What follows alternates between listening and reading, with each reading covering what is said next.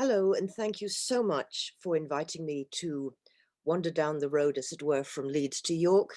Here am I sitting in my lovely autumnal garden, speaking to you, and appreciate very much this opportunity to have the occasion to discuss things with you. And I'm going to present my formal talk and then look forward to the discussion. But thank you again for the introduction and for the invitation. Now, I've offered a rather curious title with this D/D,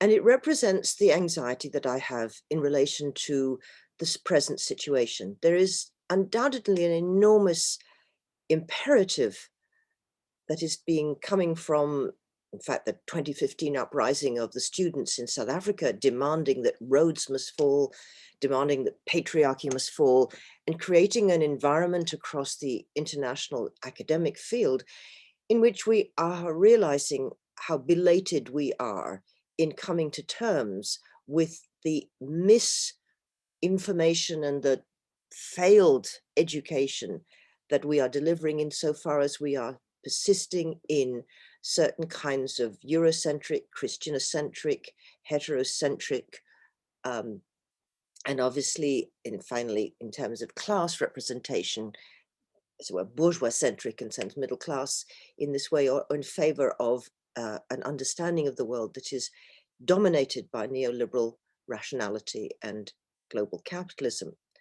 And it's great, we have to do the response, but at the same time, I feel somewhat deja vu.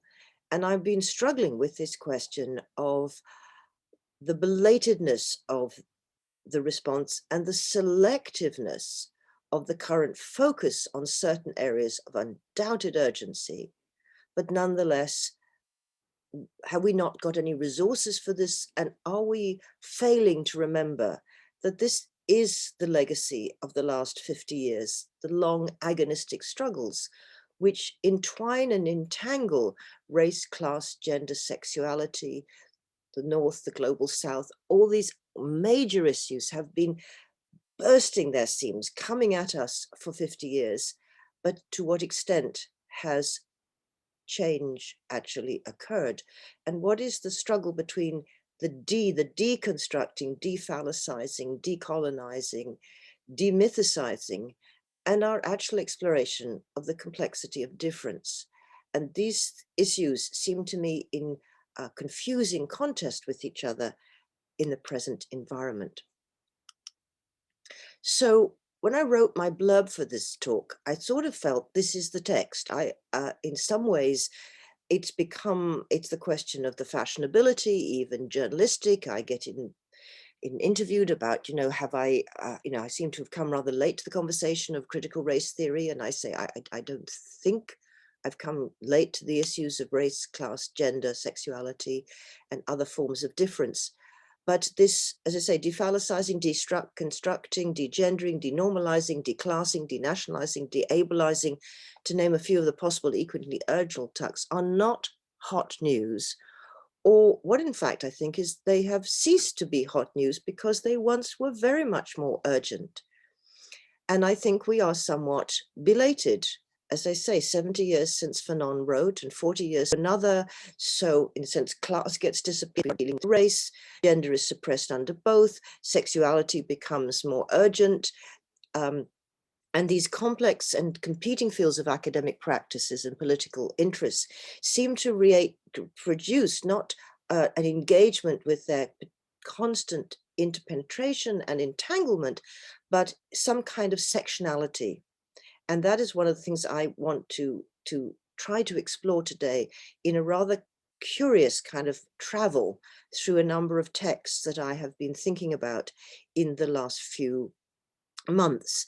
And I've named myself a feminist post-colonial queer international scholar, cultural analyst and art historian, and it could be a post-colonial feminist queer, it could be a queer post-colonial feminist. These terms constantly qualify each other, not as identities or positions, but as obligations placed upon me to interrogate this entanglement, this constant overdetermination and complexity which is about changing something, but at the same time registering these are issues of difference that are not just negative ones to be as it were, to be removed.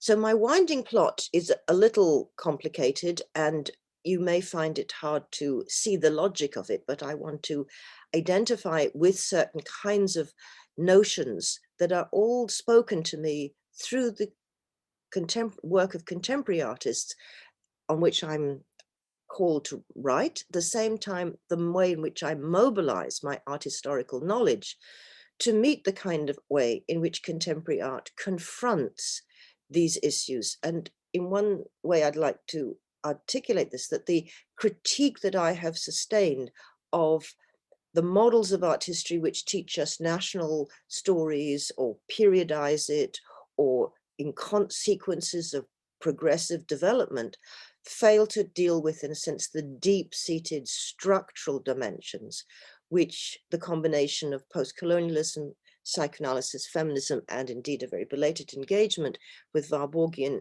image history have enabled me to propose as a model for our perceiving these urgent questions of race, class, gender, and transformation that seem to be our current urgencies as topics, and how we are positioned as art historians if we teach art history in this deeper sense of always being around both the social and economic and political real, colonization, for instance, and the mythic underpinnings and the psychic formation in which we are produced to sustain those. So I want to first introduce, in a sense, my friends or my teachers. These are a range of scholars whose interventions are long-standing. They are there to be read and to be studied, and they are incredibly deep resources, whether it's Audre Lorde, Gayatri Spivak, Hazel Carby, Angela Davis, Homi Bhabha, Hortense Spillers, Trinity Minha, Stuart Hall, and of course, Toni Morrison. These are the thinkers who have been my teachers in the years that I have struggled with these questions. And I want to begin by introducing you, if you do not know, but reintroducing one of the major African-American thinkers and poets and writers and teachers, but probably less on the tips of the academic tongue than it should be. And that is Audre Lorde. And she first gave a talk on age, race, class, and sex, women redefining difference in 1980. And I'm going to read from the opening to it. I want to read it in my voice because I want to represent, in a sense, that I am reading, I'm studying, I'm listening, and that's our major job. Much of Western European history conditions us to see human differences in simplistic oppositions. Audre Lorde writes, dominant, subordinate, good, bad, up, down, superior, inferior. In a society where the good is defined in terms of profit rather than in terms of human need, there must always be some group of people who, through systematized oppression, can be made to feel surplus, to occupy the place of the dehumanized inferior. Within this society, that group is made up of Black and Third World people, working class people, older people, and women. As a 49-year-old Black, lesbian, feminist, socialist mother of two, including one boy, and a member of an interracial couple, I usually find myself part of some group defined as other, deviant, inferior, or just plain wrong. Traditionally, in American society, it is the members of oppressed, objectified groups who are expected to stretch out and bridge the gap between the actualities of our lives and the consciousness of our oppressors. For in order to survive, those of us for whom oppression is as American as apple pie have always had to be watchers, to become familiar with the language and manners of the oppressor, even sometimes adopting them for some illusion of protection. Whenever the need for someone, for some pretense of communication, arises, those who profit from our oppression call upon us to share our knowledge with them. In other words, it is the responsibility of the oppressed to teach the oppressors their mistakes. I am responsible for educating the teachers who dismiss my children's culture at school. Black and third world people are expected to educate white people as to our humanity. Women are expected to educate men. Lesbians and gay men are expected to educate the heterosexual world. The oppressors maintain their position and evade responsibility for their own actions. There is a constant drain of our energy, which might be better used in redefining ourselves and devising realistic scenarios for altering the present and reconstructing the future. She adds, guilt is not a response to anger, it is a response to one's own actions, lack of action. If it leads to change, then it can be useful, since it is then no longer guilt, but the beginning of knowledge. Yet all too often, guilt is just another name for impotence, for defensiveness, destructive of communication. It becomes a device to protect ignorance and the continuation of things the way they are, the ultimate protection of changelessness.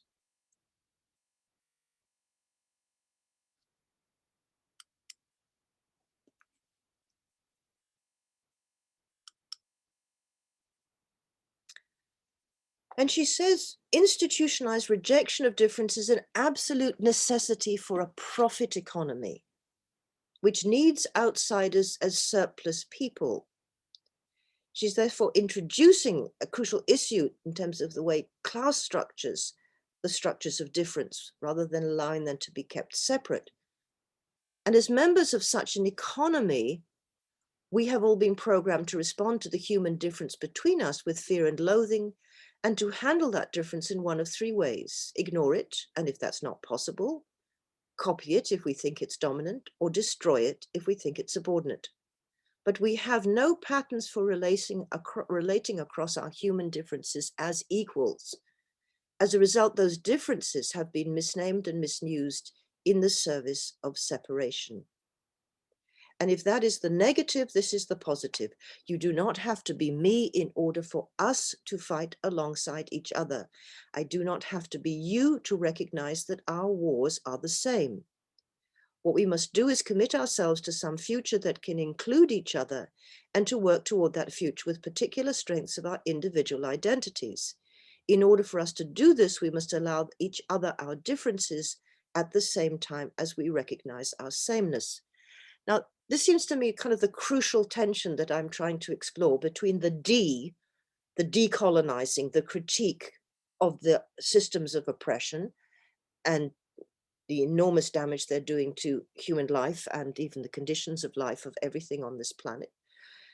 And on the other hand, the question of understanding how difference is manipulated to produce and sustain the separations of peoples, to produce whiteness that becomes defensive in the face of the challenge of otherness, to produce ways in which this the myths that support this, that the kind of psychological and mythic and imaginary sustaining of these powers, we used to call it ideology, we explore it now more complexly, nonetheless mustn't lead to a notion that it's a matter of erasure of differences. We are not all the same, although there is a sameness in our rights to humanity, but we are plural, not just diverse, oh, we come in different brands. Human are plural. And I think this is where art history plays such a crucial role, because there's something complicated in our focus on the imaginary, the ideological, the representational, the subjective, and the sort of specificities and pluralities that are needed at this time. And I want to add one thing before I go a little bit further, which is I would have loved to show you the opening of Touch of Evil. I recommend you watch it, one of the great pieces of cinema. But it is the film that Homi Bhabha, one of the founders of post-colonial discourse, identified in the introduction to his very important essay on the stereotype and colonial discourse, a crucial intervention in 1983 to build the intellectual framework for post-colonial and decolonizing theory, he's writing ultimately about Fanon's extraordinary Peau Noire, Masque Blanc, Black Skins, White Marks, published in 1953. But he uses the opening of Wells's film to critique screen and the film theorists who brilliantly read that through the issues of sexual difference, but did not notice that a film set on the border between United States and Mexico, in which the central drama is the interrupted kiss of a Mexican and US American couple who are perceived as, in a sense, a miscegenated couple in the dominant representation of Mexico versus Americanness. And Homi Bhabha writes that to identify the play on the border, which is exactly what this film sets up with the extraordinary opening crane shot, to identify play on the border as purity and mixture, miscegenation, and to see it as an allegory of law and desire, the two sons, the two fathers, the battle over the body of the white woman, is to reduce articulation, clicking together, jointing of racial and sexual difference to what is dangerously close to becoming a circle, just move from one to the other in an endless movement from one to the other, as opposed to a spiral of différance. They live in each other, they rely on each other, they move between each other. On that basis, it is not possible to construct the polymorphous and perverse collusion between racism and sexism as a mixed economy. So this was one of the great revelations for me, why I, have argued this sense of not sectoring race, gender, class, sexuality, and the kind of the great analysis. We have to learn to understand this notion of a spiral of différance, their interdependence and co-production. So this takes me to how I adapted these lessons. In the 1990s, having been a founder of the MA of the Social History of Art at Leeds, I found myself tired of having a session a week, one session on race, one session on class, and that all of the issues, one session on race, one session on gender, and all of the main texts that we studied were by white European men, that we didn't use C.L.R. James to study Marxism, the great West Indian Trinidadian Marxist. We did not draw on Gayatri Spivak as a teacher of Marxism. There was that, but then I was allowed to do something on gender and something on race, and maybe something on sexuality. And anybody interested in those issues ultimately had to come to kind of my feminist classes, because the Marxists wouldn't deal with this. So I set up an MA in feminism and the visual arts.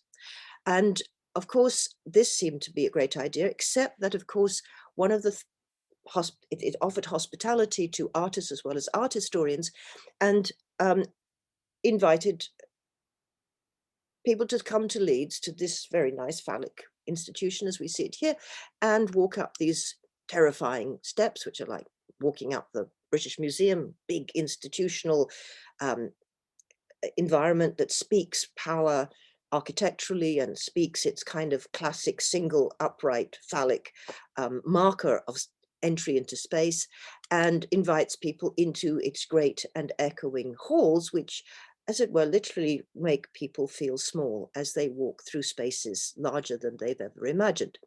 Now, I'm using this as an introduction to a question of class, because as I set up the MA in Feminism and Visual Arts, my first 3 students were British, white, working class students who were artists deeply involved in feminism, and they came to study.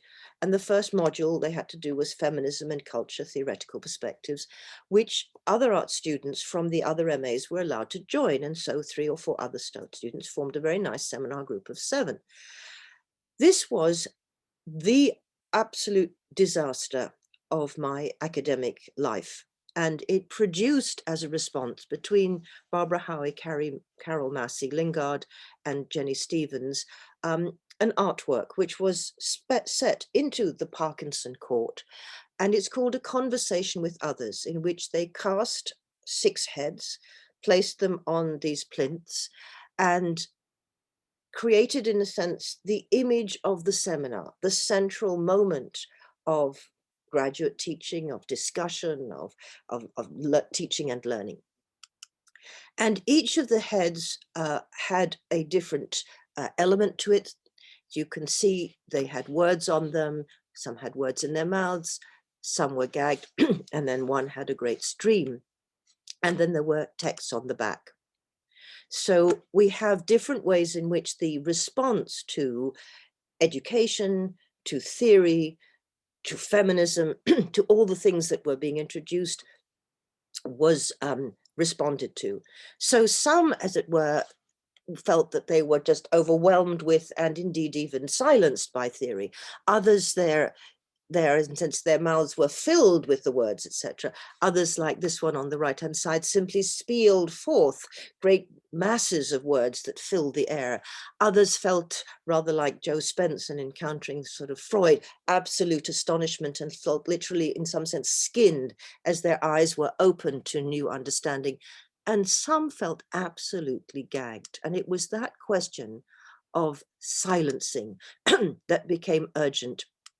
And some of the texts that are written on the back registered the process of entering into this absolutely classed educational excuse me, space, in terms of coming from a working class background, in terms of the changes of Britain, free education that had enabled people to go to art school, bright young students, men and women who went to art school and or came to university, and then discovered how dangerous it was to speak. And she says at the bottom, what of being positioned by the academic experience, being circumscribed by its practices, requires another different kind of splitting of my identities.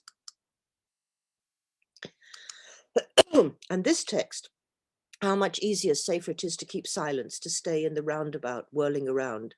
This experience brought to a close my childhood. I knew this was the end of my ambition. I kept quiet, so I escaped. That's how risky speech is. Now, are you thinking, God, this means that, Griselda was just a terrible teacher and these students had an appalling time. But it actually was class war that happened in the seminar as the middle class students, interested in feminism, not urgently part of their lives to be in education and to feel they've arrived, and all of the things that came from the three who were on the what we called Mayfem, the feminists and visual arts. This indifference, this unawareness, this what is now described as a kind of lived privilege that made no space for difference, but perceived the other students who were less confident in speech and less academically trained and less self-possessed in the public space of arguing with people. This came to a head in an absolute all-out, not physical, but verbal confrontation, so extreme that I had to bring in somebody to assist me, and I invited Frances Rivkin, who worked specifically on the issues of the invisibility of class and class experience in the new cultural studies, as strange as that might seem, and also worked with Augusto Boal, who was a student and friend of Paulo Freire. Paulo Freire writes the pedagogy of the oppressed. Augusto Boal talked about the theater of the oppressed, and talked about what is necessary for people to understand that the play of power and the relations of power and the damage of the relations of power, that you call them class, race, gender, sexuality, that they are systemic and are institutionalized, but they are at work in every cell of our societies. They are not therefore there to be academically studied without recognizing they are living and shaping the experience of of each person, because in every cell of our society, the entire complexity of these relations are acted out if we are not aware that they are happening. So as a result of this, I had to change my teaching practice and understand that I had to create a safe learning space. And if anything that I've learned in the course of my teaching is that this requires utter obligation, responsibility on the part of the teachers, we who convene the seminars, not to allow a kind of emotional bloodbaths that happen, the silencing, the devastation, the psychological devastation that happens within classrooms, if we are indifferent to the reality of difference that is at work in this, and this requires work. So my idea was every beginning of every session, every group, everybody would introduce themselves in the terms in which they wished themselves to be present and ask the question, what brought you to this room? Now, of course, this became enormously liberating for largely working class students who joined this course for interest in gender over the years, and we had many fascinating PhDs which were very much to do with the articulation of feminist and sexual and class-based experience. Very important kind of figures, Sue Wilkes, Paula Farrant's fantastically important work. But the people who hated it most were those who were the middle class, professional, academic high flyers. It was unbearable to them to be confronted with the sense of what difference looked like and what the meaning of the different lives that brought people to study race, class, and gender at an MA in Leeds. And one of them was so silenced herself that she did not speak for the entire 12 months. And we engaged in a long correspondence because it was a devastating experience for her, which she could not process at the time, but did ultimately and completed the MA, went on to do her own PhD, having had to go through an extraordinary process. Now, I put this forward because I think this is the primary beginning. So this question of the heads. So the heads were brought out from 1992 when they were made. I stored them, I bought them, I stored them in my office, and we reinstalled them when I installed an exhibition, unfortunately cut short by what's happened to us, called Lessons in the Studio in the Seminar, studying 70 years of fine art at Leeds in the struggle to understand this correlation of art and art history. And as you can see in the background of this picture, there's a work, and it's a work by Shuttapa Biswas, this little silver metallic horse that forms a part of a piece that she made in 2004 called Birdsong. Now, Shuttapa Biswas is very important in my history and the history I'm telling you now, because she was the student who challenged me. When I was first giving my lectures, she came in the early 1980s, and I was giving this lecture series on feminism and Marxism to second-year students. And she came up to me afterwards, after one of my lectures, said, "This is absolutely fabulous. I love this. You know, I feel supported as a woman, but I'm not in your lectures. There's nobody like me in your lectures. Could you get this right by next week?" Now, I had two options as a challenged European scholar to say, I'm terribly sorry. I mean, I'm doing my best. I'm teaching what I know. This is my subject. You know, I'm a 19th century French and European and modern British, you know, and British art historian. This is my topic. I don't know anything about, you know, anything you might want me to know about. And then I thought, well, of course, the answer is, of course, I am trained to learn what I don't know, to find out what I don't know. So by next week, I did. I altered the way I went out and did research and realized the lacuna in my teaching and worked out how to get round it. But this piece, Birdsong, which is a 2-channel video in which this little boy sits in this lovely room and something strange comes in and it moves and he watches in fascination, and it's ultimately revealed that what has happened is a horse has come in to the sitting room. Now, this work is in fact a reworking of another lecture series that Shuttapa attended by a specialist in 18th century British art, Diana Douglas, who lectured on British landscape painting and indeed the development of the country house and the aristocracy, and was probably teaching, you know, John Barrell and all the kind of interesting stuff that was happening in that period about rethinking the 18th century and not looking at these, you know, endless pictures you see in country houses with a kind of unjaded eye in terms of power and indeed violence. But what Shuttapa had picked up on was this left-hand corner, this presence of a single African with an earring in the livery of the Duke, at Goodwood. I mean, I don't know, he's the Duke of Goodwood, but anyway, he's the whoever. And that, but it was the two, that the relationship to this horse and this young boy, which of course is replayed in biographical with her son, who once said, "I love horses, couldn't a horse come and live with us?" So this kind of decolonizing of this painting, the attention to this question, uh, ultimately fed into this rather beautiful rewriting of that painting. But it took a whole different process for her to get there, which included making this piece called Carly, which is now in the Tate, which is a performance video of 36 minutes, in which, with Isabel Tracy and Jenny Comrie, Shutupa Biswas created a performance, an extraordinary development in the, she was one of the first performance artists in our studios. But she fronts the performance, which I'll talk about in a minute, with herself reading a statement up against the British flag, because in that period, it was a period in which immigrants from the subcontinent were being particularly viciously spoken of and resisted. There was an anti-immigration. It wasn't the rivers of blood speech, but it was very near to that. And women who were coming in to be married were being investigated by having internal examinations to prove their virginity. It was an extraordinary process of the violation of rights and bodies and racism.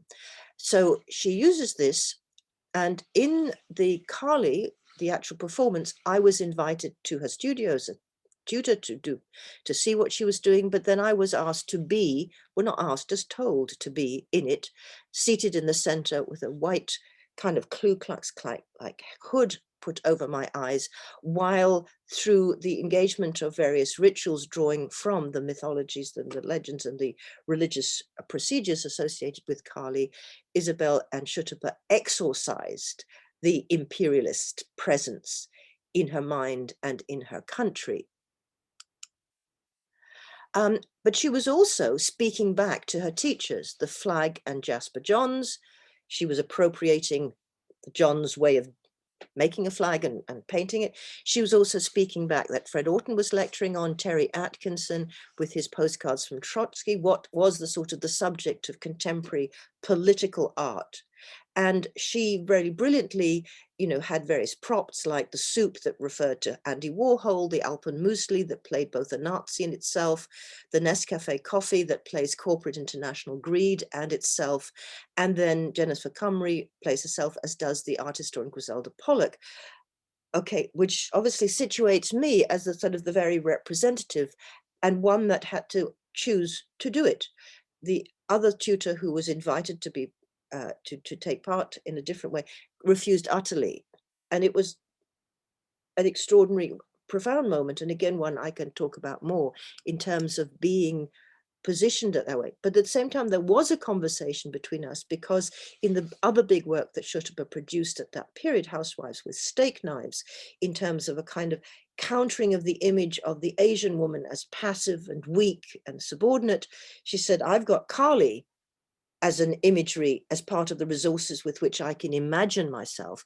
Whereas you Western feminists get terribly excited about Artemisia Gentileschi and this, and Judith and Holofernes, one woman who cut off the head of one man, but your concept of my passivity versus your agency has to be interrupted by the interruption of certain mythologies, by counter mythologies, put back into practice in terms of performance and work. And so this little flag here is both is actually a reference to this double page spread from Old Mistresses.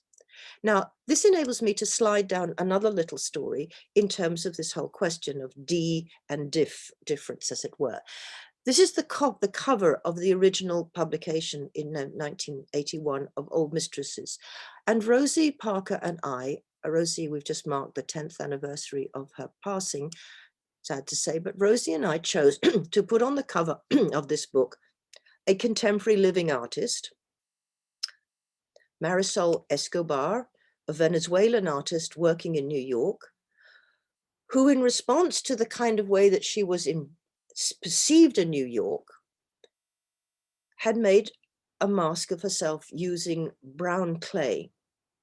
In a sense, she was perceived by the New Yorkers, because she was from Latin America, not as Black, but as Latina, as in a sense, as a brown person. She was racialized, she was colored, rather than being perceived as an artist from Venezuela.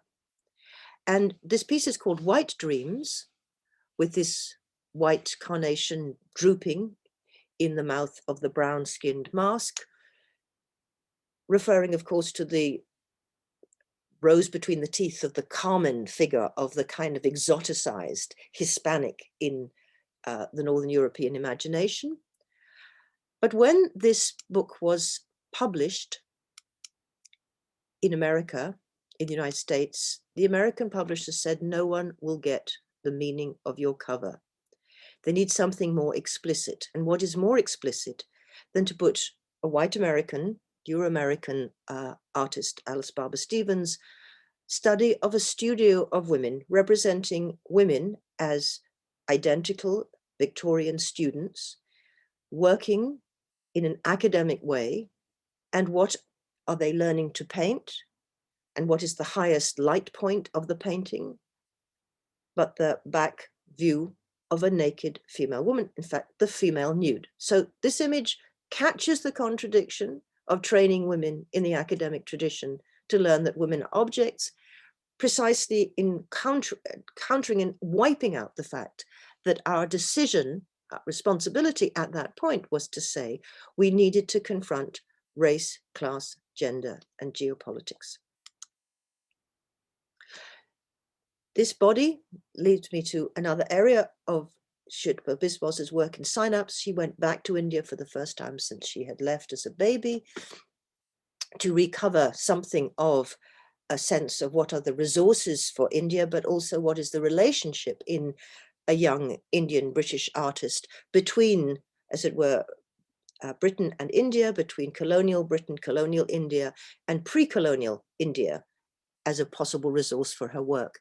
And this work, Synapse, which uses the concept of the synapse from the brain center, involves projection onto her naked body of the extraordinarily different language of the sculptured male and female body in the Hindu temples that she visited, which are upright, which are dancing, which are often in pairs with equal invocation of goddesses and gods in very complex narratives and legendary stories. But of course, it is completely as it were, here is this ancient culture of Hindu nudity, contemporary Indian culture. As you see in Bollywood, there is no nudity, no visible sexuality. So when I had only the second Indian artist who ever studied with me in the first 20 years of my work at Leeds, Shilpa was the first and the only one for years. She found this work when she was looking at the body as a contemporary Indian artist, was utterly shocked that Shilpa had dared to reclaim the female nude and produce these works in this way. This allows me to swing back again to the question of the body and India, because one of the things I've been writing about is by a Polish artist living in New York called Monika Weiss, a contemporary artist, who has been working for the last 5 years on a project called Nurbaya. And Nurbaya means daughter of the people, is a name that was used as a pseudonym through which to speak of one particularly tragic victim of a hideous and murderous gang rape. So for many years she was not named, but the horror of what happened in 2012 in Delhi, which I will explain in a minute, had worldwide repercussions, mass protests amongst women in India. It mobilized Indian women to say, we need to have freedom to move through the cities and the streets and not to be policed for our deviation by gang rape. So horrific, you do not even want to know, but sometimes you will need to know about this piece. Monika has worked with the body, and particularly the gestures of lament through in her work, using her own body and others. But the piece she's going to make for a park in Poland as a perpetual memorial to Nirbhaya is a combination, as we shall see in a moment. I'm going to come back to that. A combination of the India Gate, built by a British architect, placed on the what's called the Raj Highway, the highway of power that leads from central Delhi up to the government buildings, obviously based on Trajan's columns and the various columns of, the gates of triumph from the Roman model. And here it is when it's just been built, which was a war memorial to the soldiers who fought for the British Empire from the Indian subcontinent. Now I need to go back 1 minute to go back to this. Okay, so what she's done is laid it down and made it a pool. And in that pool will be a moving image in which there is a perpetual movement of a woman filmed very slowly with a number of different gestures with her robe. Now, should a Polish feminist engage with a crime that happened in India to an Indian woman? She has since been named Jyoti Singh, 1989 to 2012. She was a physiotherapy student. She went to the movies with her boyfriend. She got one of these night buses because they don't have public transport, private buses, and was so severely raped that she died from her injuries.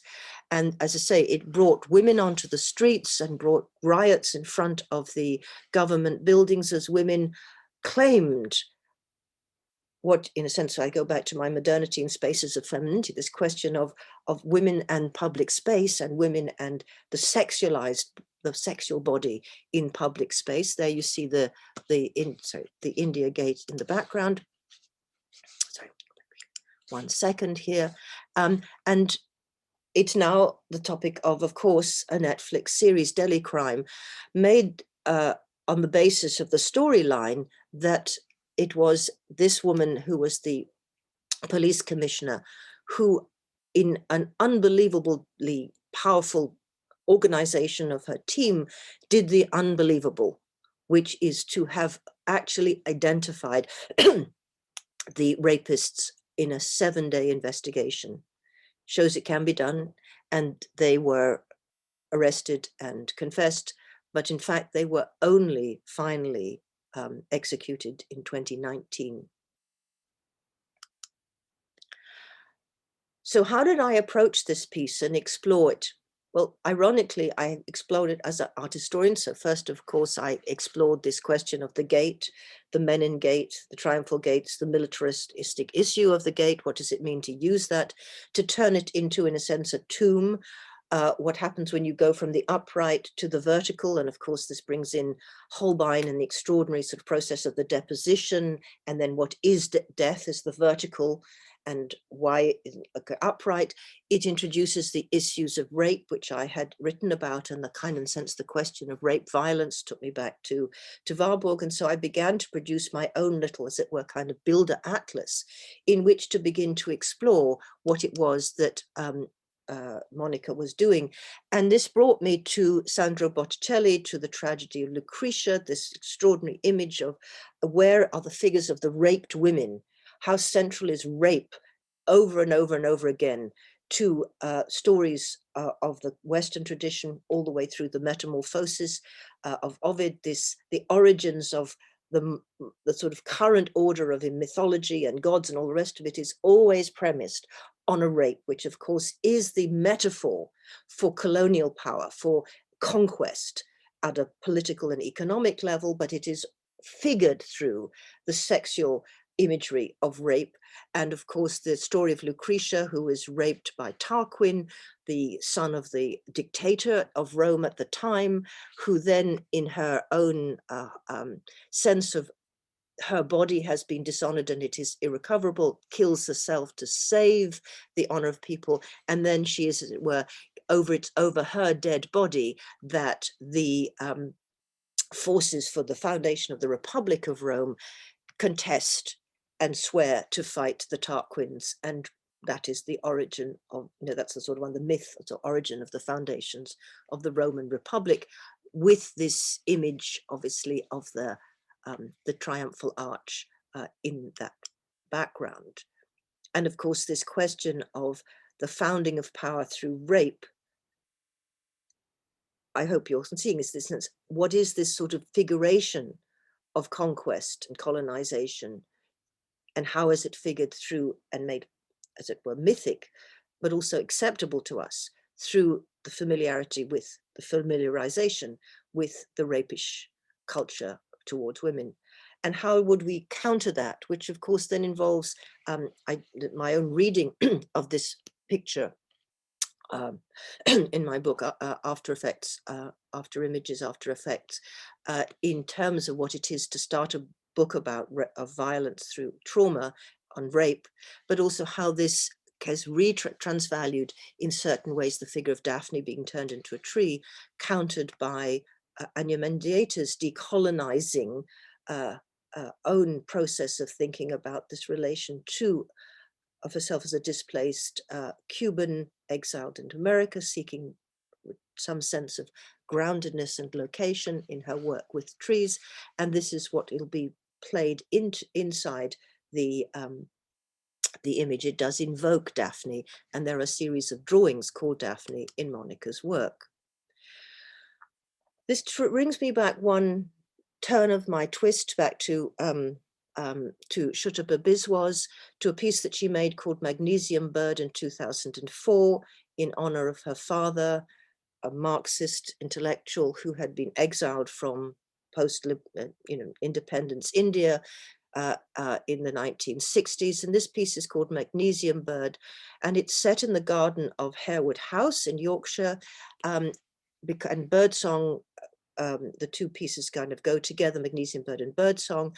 These birds are ignited, as it were, in the night sky, and creating this extraordinary vision of both sound and the coming of dawn. Setting that at Harewood brings in another history, a history embedded in British society, the fact that the capitalist innovations that, as it were, the takeoff, the accumulation of capital that made possible ultimately the takeoff of Western Europe and ultimately industrialization, is literally built on Black bodies, enslaved bodies, traded bodies. And indeed, the Lascelles have been deep in it, and the present Earl, David Lascelles, is very aware of this and very much struggling with his own education and transformation. Here is his ancestor using his authority to encourage amongst his voters decided opposition to the bill to abolish the slave trade. Here are records from there. And of course, this echoes across this current attack on statues, on buildings, on places that represent, that make British people suddenly much more alert to the question of this constant material presence of the legacies of enslavement in terms of power and economy and wealth, as opposed to in terms of the, as it were, legacy of the enslaved Africans, the children of and descendants of enslaved Africans now living out there, living this society under the rubric of a racism created in that moment. Go back to Audre Lorde, if you make a system based on profit rather than need, you will create divisions, because you will make people, and if anybody was made surplus to humanity to become the instruments of that profit, that is the enslavement of the millions and millions of Africans. Now, in 2007, to celebrate the end of the abolitionism, Geraldine Connor, a musicologist and scholar and performer and composer, created Carnival Messiah in 1999, but it was staged with the Earl of Harwood's support in Harwood to mark the kind of complexity of his history and his meeting with her. Carnival Messiah is a mashup of Handel's Messiah, this great piece of European liturgical and Christian music on the one hand, and the cultures, the traditions of carnival, which are associated with Trinidad. And if you would like to look that up, I don't have time here, etc. But she talks about this extraordinary moment of bringing the two together, because she had grew up in Western Europe and Trinidad equally, going backwards and forwards, and these two things. Now, the problem I'm going to use this to introduce is that in this wonderful cultural mixing of Yoruba and cosmologies that had been planted in a Spanish Catholic colony that then became part of the French and then became ultimately British, which gives this richness to the Trinidadian carnival. In this, Geraldine Conner was bringing together Christianity and African cosmologies and religions. And she was bringing together people. So although the main singers were all professionals, she trained all sorts of people across Leeds to play the pans, you know, learn to do the steel drums, to perform, to dance, to be the chorus, as it were. But because it tells the Christian story, it repeats the internal differentiation on which Christianity produces the Christian versus its other, and its other are the Jews. So in Carnival Messiah, the moment at which Jesus was going to be, as it were, captured and betrayed, was represented by black figures, clothed in black figures, emerging out of the ground like insects and snakes and bogies, and rising up in every possible figuration of ugliness and distortion and darkness, represented this beautiful young, you know, black bodies of Jesus and the two thieves that are crucified beside him.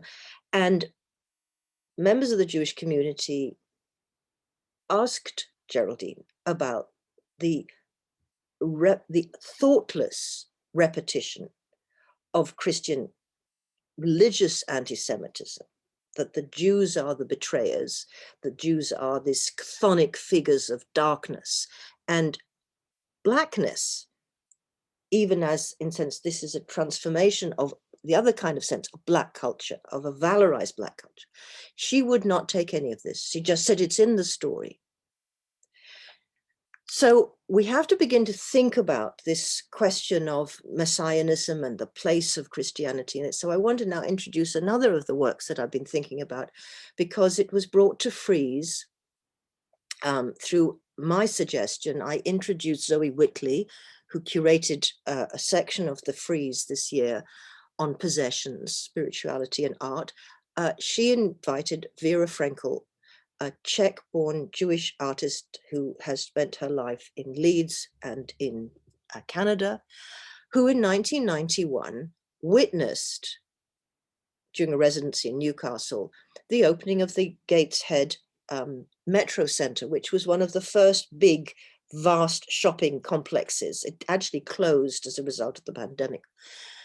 But she created this piece, and she was commissioned by Art Angel to do something in relation to her interest in the kind of placing of hope and aspirations for pleasure, happiness, redemption in consumerism. So she's one of the earliest people to look into this transformation that took such an acceleration in the 1990s around consumerism, which would give us Zygmunt Bauman's analysis of liquid modernity as the replacement of the citizen by the consumer, which I can go into in a moment. But anyway, so in Piccadilly Circus, she did this great big first piece, sort of spectacolor board called "This is Your Messiah Speaking." And your Messiah says, shop, shop, or someone will shop for you. So I'm going to play a version that was also in Frieze called The Messiah with the Right Credentials, which was installed on the Toronto transit system. No one will force you to do anything you don't want to do. There's no rush, he said. There's no rush, he said. There's no rush, he said. No one will ever force you to do anything you don't want to do. There's no rush, he said. Don't worry. No one will force you to do anything you don't want to do. No one will ever force you to do anything you don't want to do. There's no rush, he said. But do shop around, he said.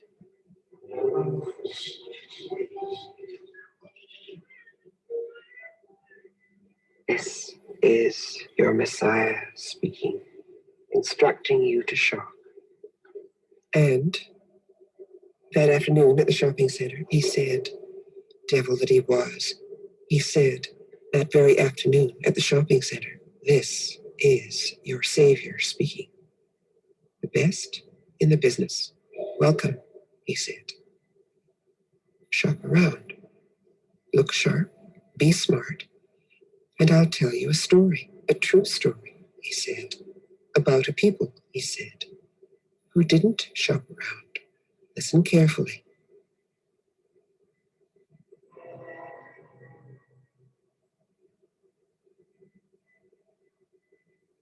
And he, their leader, he said, devil that he was, he said, take off your clothes. They listened. You can follow this up. There is a Vimeo out there. But the point is that they believe one person and they sit and wait for redemption. And of course, the answer is you must check that the Messiah have the right credentials. So she's using an extraordinary kind of complex form, put out on the subway system and playing it over for a period of time, imitating the sort of the kind of structures of the whole process of our seduction through the world of the media and all the rest of it, but indeed already teaching us that we must listen for careful twinings of hope and the Messiah. Now, this enables me to move into another piece I've been working on, which is by the Israeli Berlin-based artist Yael Batana, who is deeply involved in trying to undo, in a sense, the legacies into which she's born as a third generation Israeli, where the foundation of the state of Israel is creating a kind of a commemorative politics, a sets of identities that are themselves becoming increasingly based on another form of splitting, a form that one identity cannot exist if the other identity exists with them. And this complexity obviously runs to be one of the major kind of nightmares of the 21st century, and for the two peoples involved in it and for the rest of the world involved in different ways in the unfinished agony of Israel-Palestine. And what she does is to use fiction, rather like Vera Frankel, to pose things which involve people involved in making the work, who undergo a process in their own consciousness raising as these act out and become the bodies. And the piece she's doing now is directed back at Germany. So it's called Malka Germania, the Queen of Germany. And it's about messianism, it's about redemption. And it's a series, a performance, a kind of filmed performance and in action, but also the publication is kind of involved in getting a whole series of people to write about different aspects of it. And my job was to write about hope. So I drew on the questions from Vera Frankel, but Yael Batana is one of the most kind of important, seems to me, kind of political artists, using the inheritance of being born to an Israel whose masculinity and militarism and in a sense inability to live in a plural world has forced her to leave. And the first thing she did was to go back to Poland, the place from which her family had originally, the family that survived had come, and the rest of them had been absolutely murdered, wiped out in the Holocaust, and joined up with a Polish intellectual called Sławomir Zierakowski in challenging both Israel and Poland by creating the Jewish Poland Renaissance Society with a manifesto addressed to Europe and its own increasing inability to function as a multicultural, multiracial society, watching the kind of rise of these nationalists, these homophobic, anti-feminist, right-wing nationalist governments in many countries in Poland. And she made the piece called And Europe Will Be Stunned with Zirakowski, which was curiously presented in the Polish pavilion of Venice in, I think, 2007. But she's also done another one, a big one, which was in Manchester, I think a couple of 2 years ago, called What If Women Ruled the World, taking Kubrick's film Dr. Strangelove and The War Room, which, if you remember, the film involves just exclusively men, and they are witnessing the potential destruction of the world, and they're going to go into the bunkers, and they plan to take 10 women for every one man. And so she's turned this around and engaged with a whole series of different thinkers to stage a different kind of anti-war room on the basis, what if women could we think this through? Now, the final piece I want to talk about, if I have time, is a film called Communion by Penny Siopis. So I've now moved to South Africa, the land of my own birth, and a legacy that I carry from having been a child witness to the coming of apartheid and being the beneficiary and the inquirer into this particular experience of being born in this society at this time. Penny Siopis is an artist of an extraordinary brilliance and intelligence. If you think to yourself, what artist from South Africa can you think of? Okay, so Nelly Macholi is going to be wonderfully exhibited at the Tate, absolutely, but a generation younger than Penny by a long way, but a very important figure. And you'll know of William Kentridge, but the selectivity of the world is always that we will have one or two. You know, let's have a Black lesbian trans person, let's have, you know, the big father figure, but we won't include Vivian Corland or Penny Siopis or Bernie Sanders or various others. Okay, Candice Breitz has gone off to live in Germany. Okay, but Communion is a film. Now, Penny Siopis makes films by collecting abandoned home movies. So she scours the secondhand shops, etc., for all these stuff, these 8mm and 16mm stuff that got increasingly thrown out as people died, and they emptied out everybody's, you know, boring family shots and boring holiday, you know, films. And she pieces together films which relate to an exploration of episodes in South African history.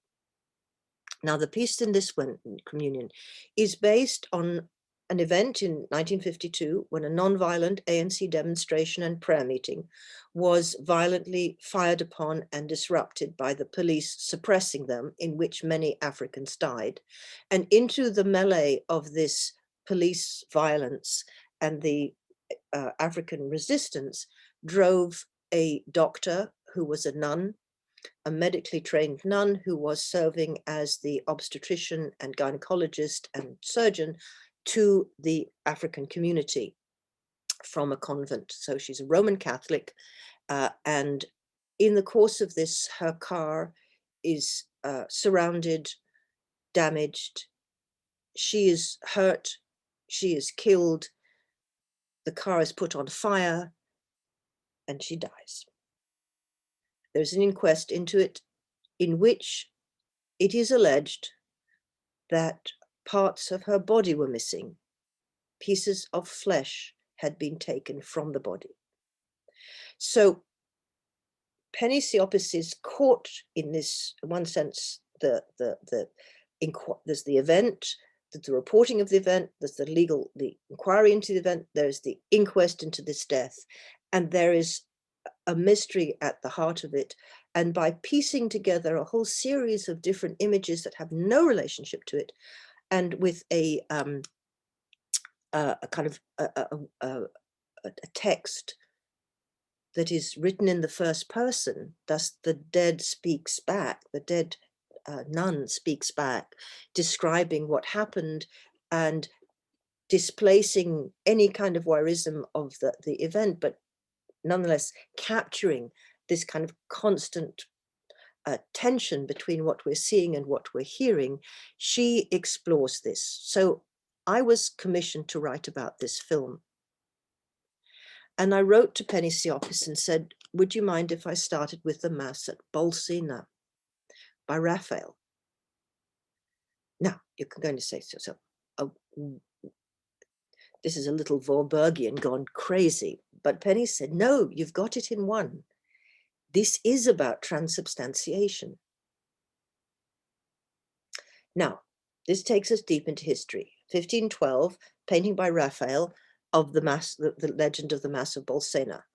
This starts being circulated in Europe in 1263, that a Bohemian priest did not believe in the new doctrine of transubstantiation, Corpus Christi, that had been promulgated at the Fourth Lateran Council in 1215.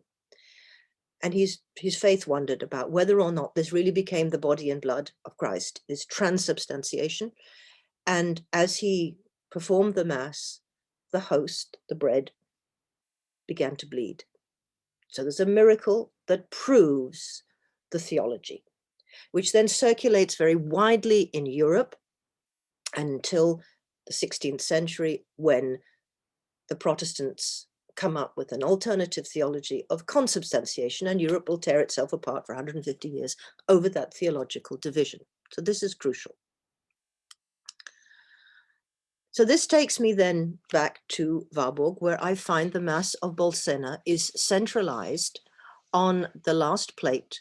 And the last plate, there's this great exhibition on at the moment, if anybody could ever go to Berlin again, of where they've reproduced, they found all the original photographs and reconstructed the entire Bilder Atlas and then reproduced it on these huge A1000 or whatever it is scale in this echoing hall.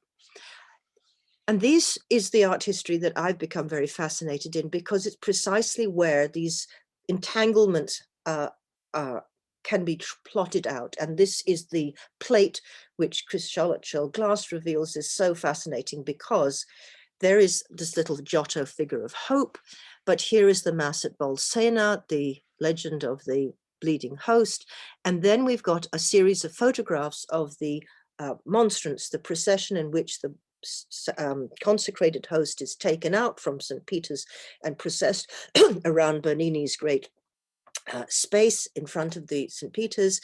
And the occasion of this was the signing of the Lateran Treaty in 1929, in which the Pope conceded secular power to Mussolini's fascist state in return for Catholicism as the official religion of the fascist state, and control over the Vatican City, and all the rest of the lands went to the Italian state. So this is, he is observing this, he's observing the correlation between these two elements of the convergence of fascism and the Catholic Church, the Lateran Treaty, which brings them together, celebrated again by this particular figure of the Mass, which he, of course, witnessed.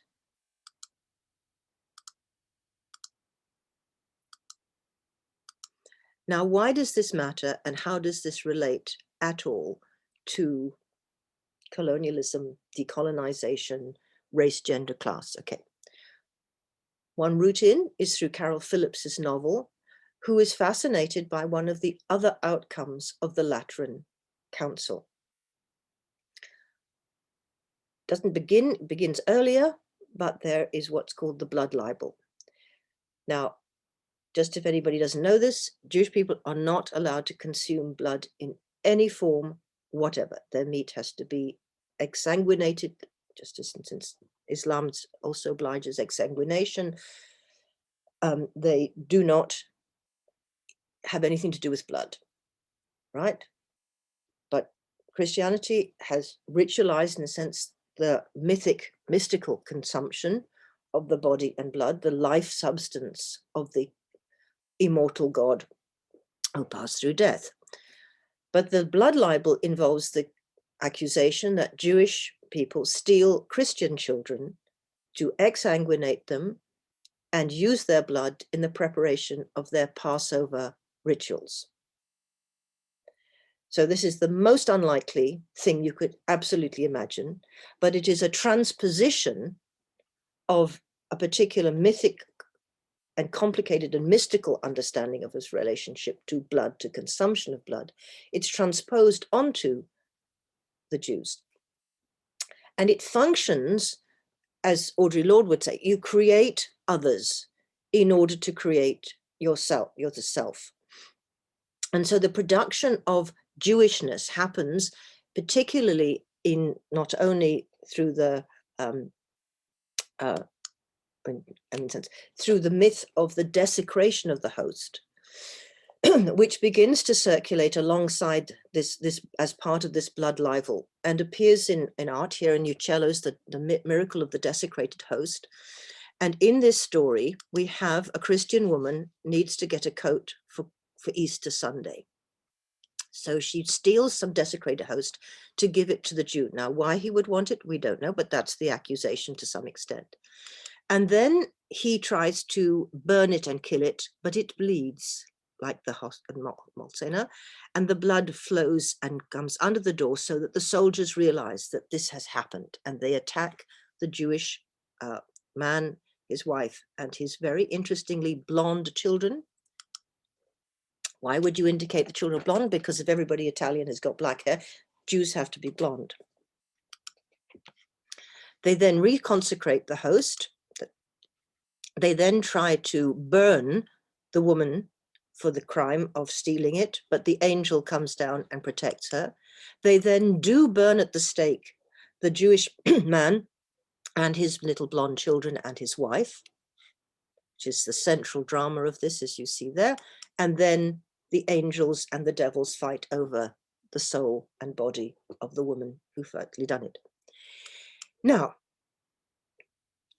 why this bit's me interesting. So what I want you to hold on to is, if the problem we're dealing with is the ways in which power is constructed by a particular structuring of difference, not as plurality, but as different from, the central mythology of the Christian West, and the central driver of, in one sense, the ideological cover for the colonialized production, exploitation of worlds other than Europe's own, was Christianization. We have to confront the relationship of colonization to Christianization. And my case study of Geraldine Connor was where she would not recognize this, because inscribed within a kind of, even a kind of a syncretized, African Christianity, this othering, this internal othering of the Jews as the Christ killers remains intact. And Jean-Louis Schaeffer, who is a Protestant art historian, very brilliant art historian, and so much is lost to us because he's only in French unless you read French, wrote an entire book about the profaned host, the desecrated host, tracing it all the way through up to the vampire and Dracula. It's a very deep, long mythology that is now part of our imaginations without being as visible as it is in the Bolsena and the blood libel. And as you can see, the Uccello is on the cover. And he argues, however, the significance of these two miracles. If Christ is among us through the sacrament he instituted, it is absolutely necessary that these sacraments, the communion, produce real effects. The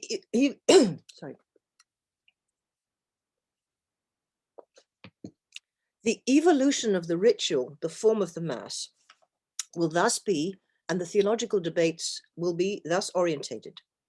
The notions of image and symbol will have to be replaced by those of truth and reality, to be kind of given concrete form. The proof of reality needs one more proof, that's the miracle. Who is the beneficiary of the miracle that proves this consubstantiation creates the communion of those who participate in it? The members of the Christian community, that is to say, the community organized by them, organized like the mystical body. And this becomes, he says, the name of the ideology of the Christian state. So what I was beginning to explore in looking at a film about an event in South Africa, in which, in the political resistance to the violence of the apartheid state, framed as a Bible, a prayer meeting, a Christian prayer meeting, to claim the rights of all human people under God who participate in this, right? Who are Catholic because there's a Catholic, and many of them are Catholics because there's a Catholic mission there, and one of them who says, I was a Catholic. This legend of the incorporation of some part of her body kind of just pings this whole set of complex, overlaid, entwined issues in the correlation between evangelization in the name of Christianity as the ideological cover of the creation of others for profit, the economic logic, what we'd call the class logic, and the ideology of the Christian state is created around those who are in it, and those who are outside of it are the killers, the rioters, the communists, as opposed to those who belong to the communion. And what Penny Siopis's film picks up is this complexity as it played out in this, indecipherable story of how this nun lost her life and what happened to her body in its sort of sacrificial element. Was it, as it were? Was she the sacrifice, as it were? And what I say at the bottom here, such naming shifts the underlying and unrecognized epic foundations of the colonial liberation struggle into the language of political abjection when you say these are rioters, right? So if you think about, for instance, the situation with Trump and these kind of situations where we see, as people have argued, the white supremacist reassertion and the vicious kind of racism that has generated our enormous anxiety about the vulnerability of Black lives in the United States, a society that has for 400 years failed to understand its foundational construction on a racist paradigm of the Black and the white, the free and the enslaved.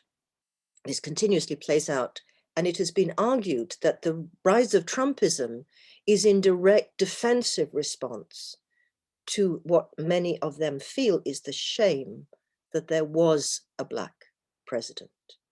So what some of us would read was the movement of Britain, of the United States, finally to actually incorporate African American, have a Black president, has actually produced a revulsion. And I call it a revulsion because it's that sense that Warburg taught us to understand what are these passions.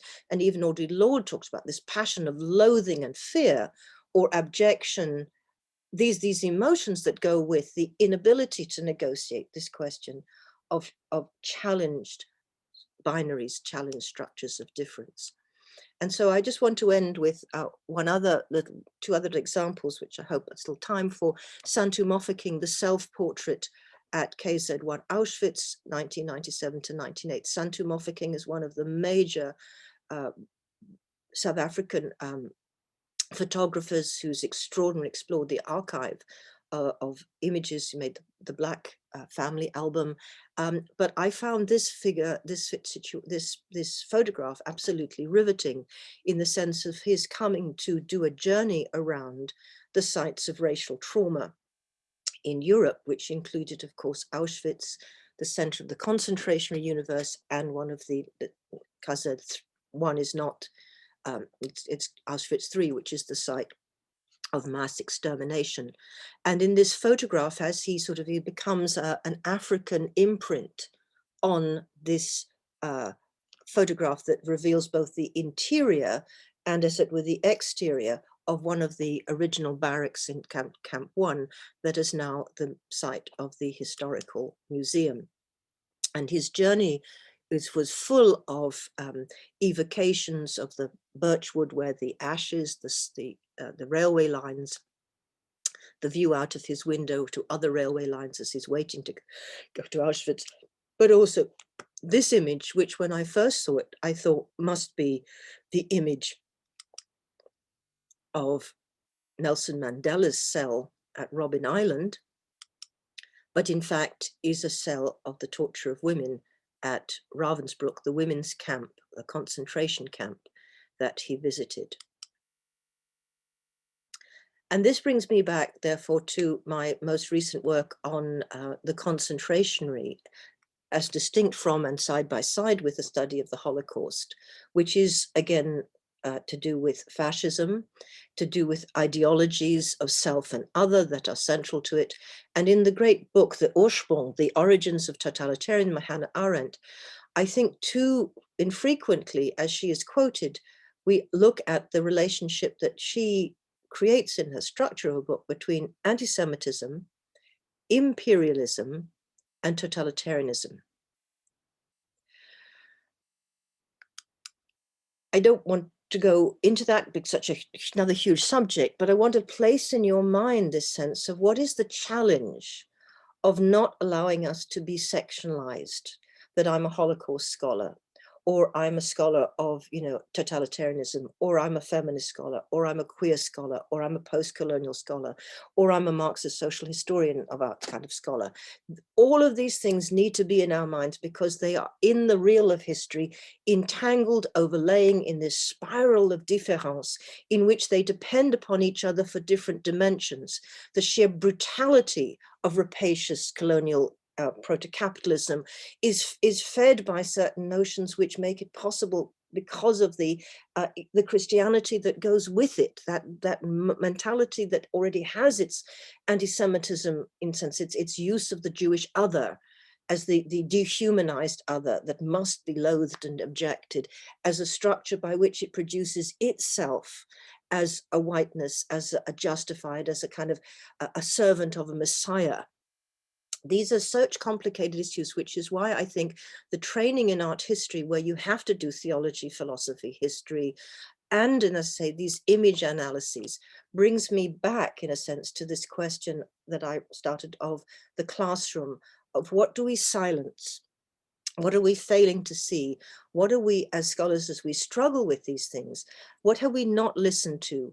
And my feeling is that in the models in which I have been trying to teach myself to study, to be transformed because I have been challenged, I have seen the obligation to change, that I must research, that there is a kind of a sense now which is, if I evoke, texts from the 1980s from Spivak, Trinity Minha, Audre Lorde, Angela Davis, Hortense Spillers, are these the people with which we are helping ourselves, or Hannah Arendt, to think the complexity that we see around us, which is being reflected on by contemporary art in different ways, but to be adequate to the depth at which contemporary artists are thinking and puzzling, we need that level of engagement, but not with little bits of this theory, but with the integrated. And it's an enormous work to constantly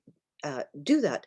But if we don't, we silence the students who come into our universities with the lived, embodied anguish and joy of their own situations. But we also end up with their not coming in to that world, because to walk up those steps, to enter into our spaces, is to enter into an imperial, colonized, Christianocentric, racially centric, white supremacist, heteronormative, and for the vast majority of this 52% of the world, absolutely unprepared to create women as anything other than the figure of the feminine, even though you're going to be giving them an education. So I think my sense is that this is a way in which we can really specify what art history offers at the present to the untangling of the entanglements, and to see them in their spiralic movement, because it is in artworks we see that complex condensation and production, on the one hand of ideology, and on the other hand the interrogation of its long-term effects as artists consider the present. So thank you for your attention, and I look forward to the discussion now.